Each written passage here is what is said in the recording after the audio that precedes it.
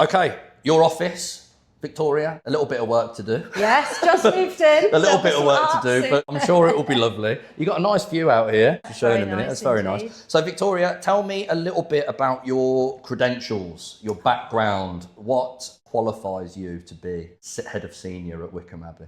Well, I started out doing my history degree at Durham University and went straight to Cambridge to do my PGCE after that. And started out as a history teacher, teaching PE as well.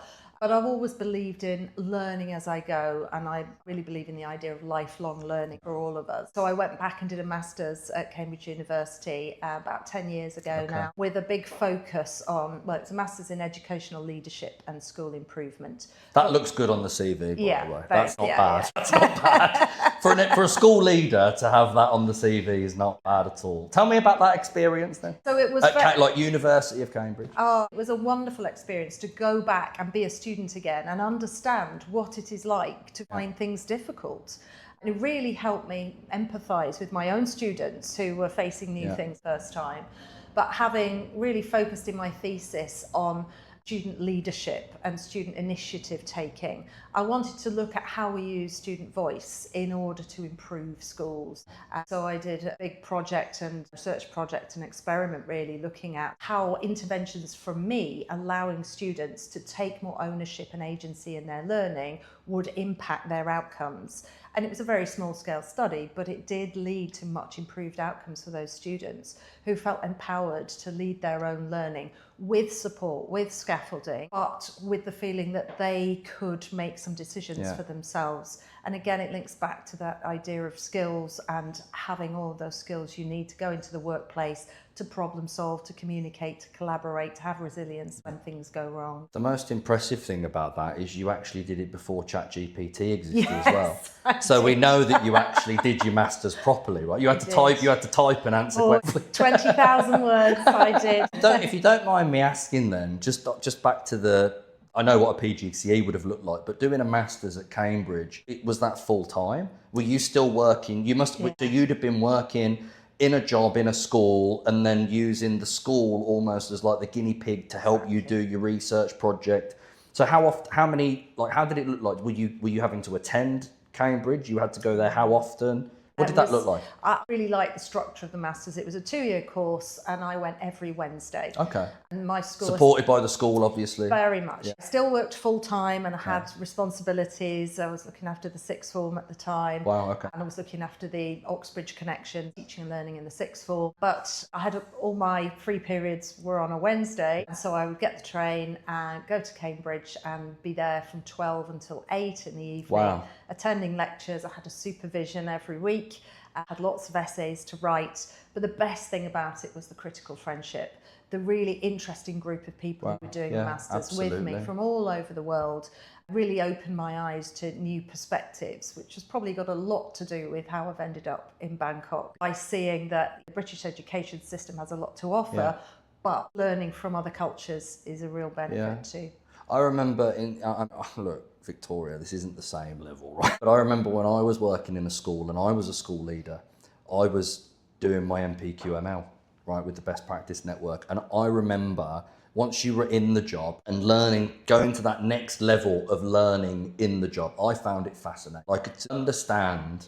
One of the biggest takeaways I remember I took from my one was it was just like, well, what's the impact?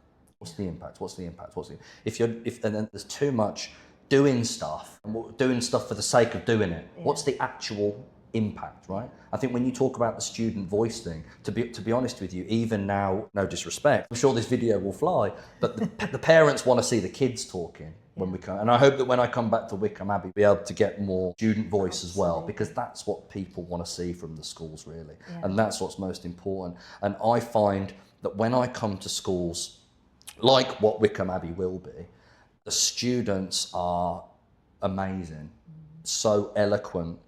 They can talk about their learning, and it's a shame, but the higher echelons or tiers of schools you go up, naturally, the better these conversations you can have, really. Yeah. And I'm assuming that's what you're going to hope for the students of Wycombe Abbey. We can't wait to get them here, to get them started, and we've already met lots of the students We've had a lot of opportunities to hear from them what they want in a school, and it very much chimes with what we want to give them. Ownership, agency, to set their own goals, to lead their own path. And yes, we want them all to come out having got good exam results or excellent exam results, but we also want them ready for the next stage of their lives. And they don't all want to go and do economics at Cambridge. No. Some of them want to go and be in the creative industries. Some of them want to be entrepreneurs. Some of them want to be engineers. We want to have them ready for whichever direction that is. Children will obviously also have these ideas of what they want to do. It doesn't mean they necessarily will go and do that. And I find, and people often ask me, Ash, even to the point of, Ash, does my child need to go to a British international school? I say, look, what it will do, your child doesn't know what they want to do, but the longer that you can keep them in education, if they don't know what they want to do, the more doors that will be open to them. Like there was a time, I remember, I didn't even want to go to university, but at the same time, I didn't have something else that I wanted to do.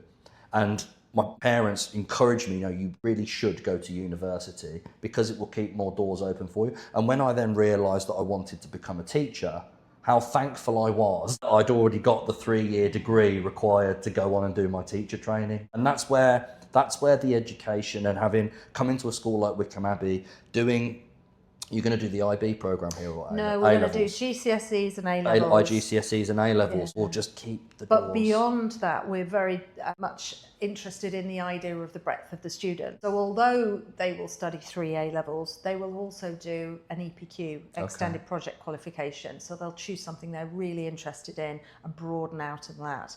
But we think with the co-curricular opportunities here, where they will be doing the debating, the MUN, the global scholars, the chemistry club, they've got scope to go way beyond.